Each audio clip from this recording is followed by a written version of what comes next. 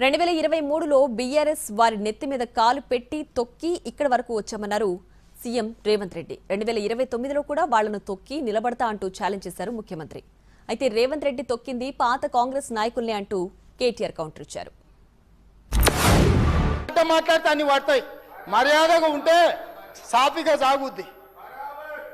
మర్యాదగా ఉండే నేర్చుకుని బరాబర్ అయితే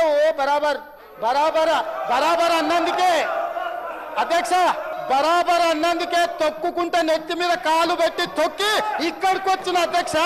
అల్లా తప్పగా రాలే, అడుక్కొని రాలే, కాలు పట్టుకొని రాలే, నెత్తి మీద కాలు పెట్టి తొక్కి ఇక్కడికి వచ్చిన అధ్యక్ష. బరాబర్ మళ్ళా చూసుకుందాం. 29లో తొక్కకపోతే చూడండి, 29 మొత్తం కలిసి రాండి, మొత్తం కట్టగట్టుకొని రాండి. 29లో కూడా తొక్కకపోతే చూడు.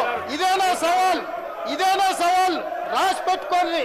అసలు ఒక వీధి రౌడీ మాదిరిగా ముఖ్యమంత్రిలా కాదు, ఒక వీధి రౌడీ మాదిరిగా నడుపుతున్నది సర్కారు కాదు, ఒక రౌడీ దర్బార్ అన్న స్థాయిలో చెలరేగిపోతూ తొక్కుకుంటూ వచ్చినా తొక్కుకుంటూ పోతా మళ్ళీ తొక్కుతా.